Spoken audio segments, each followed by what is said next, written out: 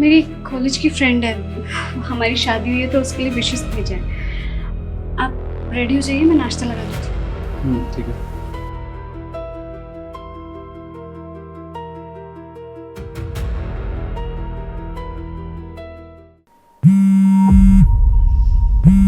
और मैं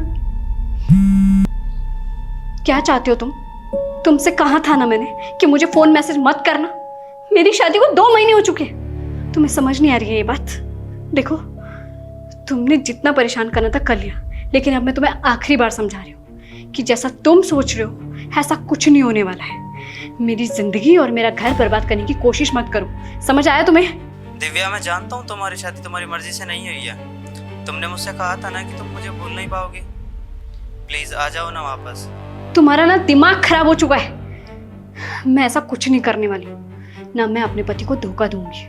और आज के बाद एक बार भी अगर तुम्हारा कॉल मैसेज आया ना, तो याद रखना सचिन, मुझसे बुरा कोई नहीं होगा।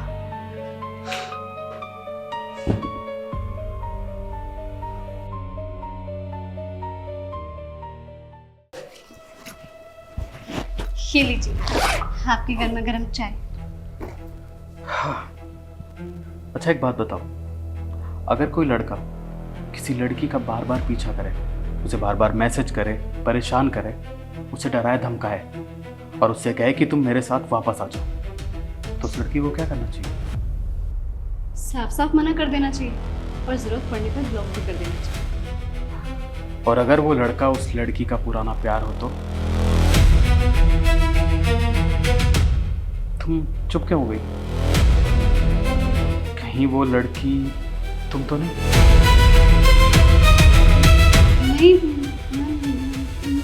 नहीं नहीं, मैं कैसे हो सकती हूँ? आप ऐसा क्यों बोल रहे हो? मैं बताता हूँ। तुम सोच रही होगी ना कि मुझे ये सब कैसे पता, तो मैं तुम्हें बता दूं कि मैंने तुम्हारा फोन नहीं चेक किया। तो फिर आपको कैसे पता? क्योंकि पिछले 24 घंटे से वो सिर्फ तुम्हें ही नहीं, मुझे भी मैसेज कर रहा है। ये देखो।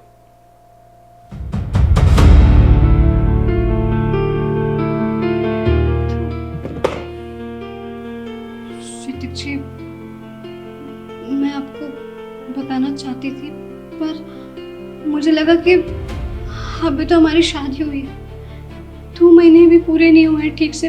क्या बोलती हैं आपसे आकर कि मेरा कोई अतीत है, या मैं इस वजह से परेशान हूँ, या उस आदमी के बारे में बताती जिसके साथ मेरा कोई रिश्ता नहीं है। मैं आपसे बताना चाहती थी, लेकिन बस डर लग रहा था कि कहीं ना कहीं आपकी नज़रों में मेरी इज्जत कम ना हो जाए। जो आप मुझे इज्जत देते हैं, उस चीज़ का डर था कि आप क्या सोचेंगे मेरे बारे में।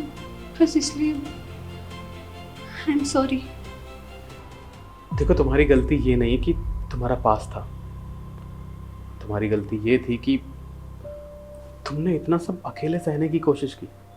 अरे मुझे तुम बता सकती थी ना, पार्टनर क्या होता है, कि अगर सुख में साथ हो तो दुख में भी साथ दे। और रही बात अगर उसकी, सचिन की, तो 1 मिनट। हेलो, अब तो सुन मेरी बात। प्यार वो नहीं होता कि लड़की को बेइज्जत किया जाए, उसे मजबूर किया जाए अपने पास वापस आने को। अरे प्यार तो वो होता है ना कि अपने प्यार के लिए अपनी कुर्बानी दे दी जाए, उसकी इज्जत के लिए कुछ भी कर गुजर जाए। लेकिन तू तो अलग ही है। और हाँ, एक और बात, अगर दिव्या ने तुझे मना कर दिया है तो उसका ना ही तेरा जवाब है। समझ आया तुझे? और आज के बाद उसको फ़ोन करने की कोशिश भी मत कर देना, क्योंकि दिव्या अब मेरी पत्नी है और मैं उसे बहुत प्यार करता हूँ। तो उसको अगर तूने परेशान किया ना, तो मुझसे बुरा कोई नहीं होगा। और अगले ही दिन पुलिस तेरे दरवाजे पे खड़ी होगी। समझ आया? अब वो तुम्हें परेशान नहीं करेगा, और अगर करेगा तो मैं तुम्हारे साथ हूँ।